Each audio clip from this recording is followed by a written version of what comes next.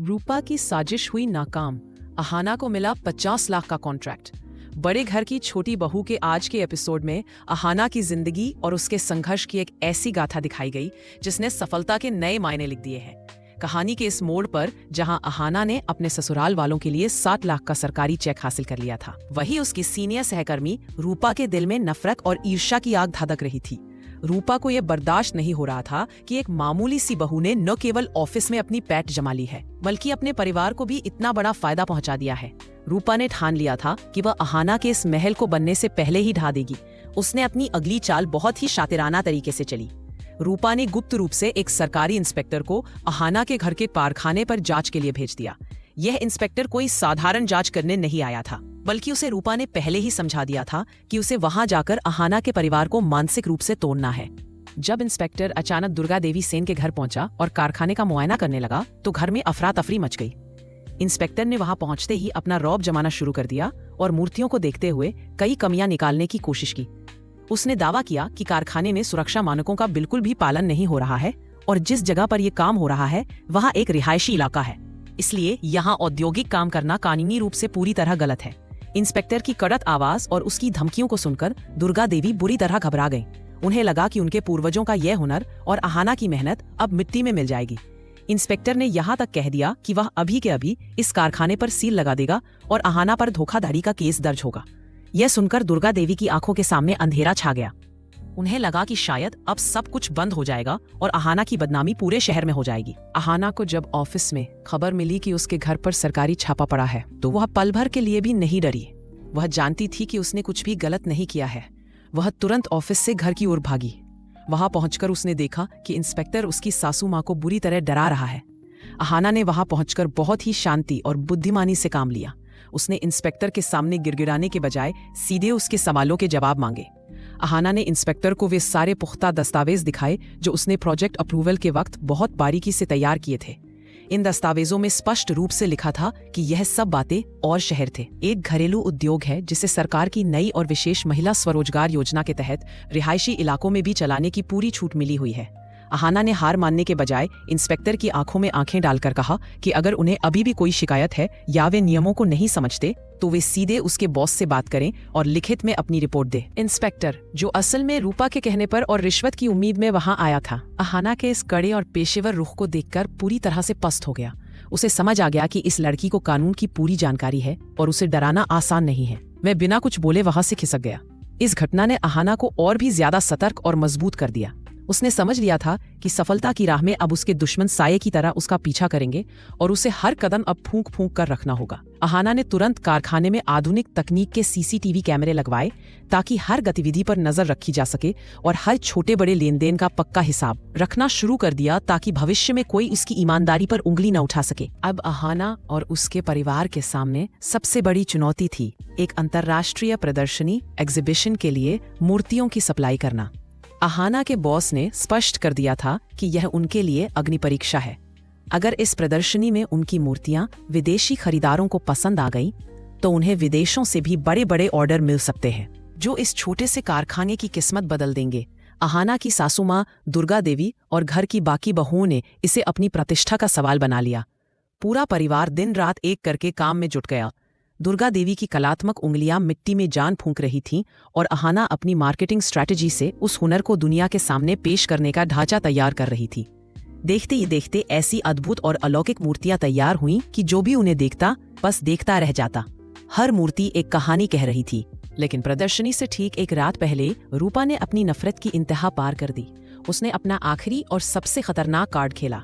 उसने अहाना के कारखाने में काम करने वाले एक नए और लालची कर्मचारी को भारी रकम का लालच दिया और उसे रात के अंधेरे में कारखाने में घुसकर वहां आग लगाने या मूर्तियों को पूरी तरह से तोड़ने के लिए भेजा। रूपा चाहती थी कि सुबह जब प्रदर्शनी के लिए गाड़ियां आएं तो अहाना के पास दिखाने के लिए सिर्फ राख और टूटी हुई मिट्टी हो। रात के अंधेरे में जब पूरा घर और कारखाना गहरी नींद में सो रहा था, वह गद्दार कर्मचारी कारखाने के पिछले दरवाजे से अंदर घुसा। उसने अपने साथ ज्वलनशील पदार्थ लिया हुआ था, लेकिन अहाना की दूरदर्शिता और उसकी सतर्कता काम आई।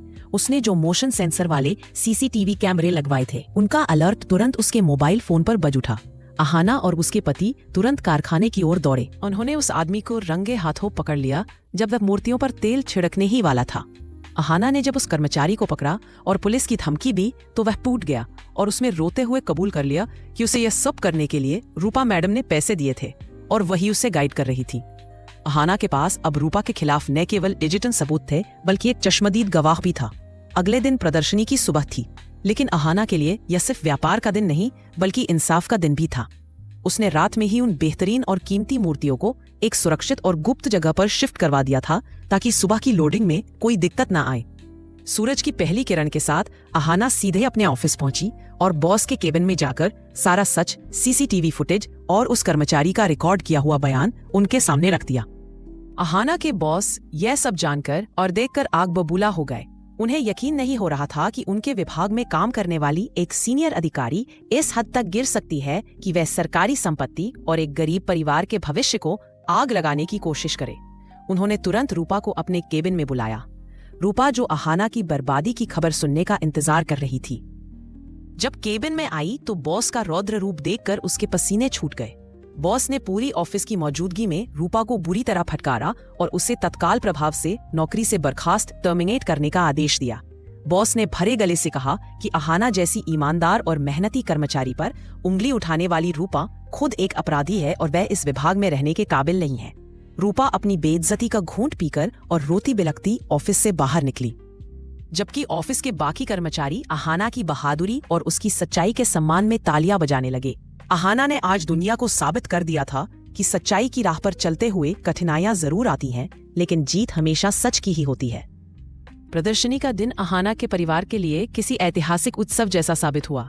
शहर के सबसे बड़े हॉल में जब दुर्गा देवी की बनाई मूर्तियों का स्टॉल लगा तो वहां लोगों की भारी भीड़ उमड़ पड़ी। विदेशी डेलीगेट्स उन मूर्तियों की बारीकी और उनमें छिपो भारतीय संस्कृति को देखकर दंग रह गए। वहां न केवल उनकी एक एक मूर्ति हाथों हाथ बिक गई, बल्कि शाम होते होते एक बहुत बड़ी अंतर्राष्ट्रीय एक्सपोर्ट कंपनी के मालिक ने अहाना और उसके परिवार को 50 लाख रुपए का सालाना कॉन्ट्रैक्ट ऑफर कर दिया।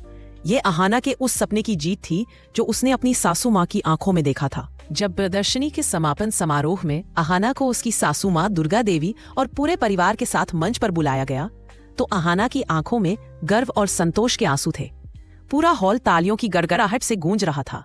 दुर्गा देवी ने जब माइक हाथ में लिया तो उन्होंने भावुक होकर कहा कि आज मैं दुनिया के सामने यह स्वीकार करना चाहती हूँ कि मैं आज जो कुछ भी हूँ और मेरा यह हुनर आज जहाँ खड़ा है वह सिर्फ और सिर्फ मेरी छोटी बहू अहाना की वजह से है। उसने न केवल इस घर की लाज बचाई बल्कि एक माँ के दबे हुए सपनों को पंख दिए और हमारे इस छोटे से हुनर को पूरी दुनिया के नक्शे पर रोशन कर दिया। अहाना ने अपनी सासू माँ के पैर छुए और यह दृश्य देखकर वहाँ मौजूद हर शख्स की आंखें नम हो गई। बड़े घर की छोटी बहू ने आज यह दिखा दिया कि वह सिर्फ परिवार को जोड़ना ही नहीं बल्कि उस परिवार को समाज में एक नया और सम्मानजनक मुकाम दिलाना भी जानती है। यह अहाना की सच्चाई, उसकी अटूट मेहनत और उसके परिवार के एकजुट होने की सबसे बड़ी जीत थी, जिसने नफरत करने वालों के लिए दरवाजे हमेशा के लिए बंद कर दिए थे। आने वाला एपिसोड और भी मजेदार होने वाला है। क्या रूपा अपनी हार मान लेगी या वह कोई नया षड्यंत्र रचेगी? जानने के लिए देखते रहिए बड़े घर की छोटी बहू। आज के एपिसोड में बस इतना ही। कमेंट में बताइए ये स्टोरी कैसा लगा।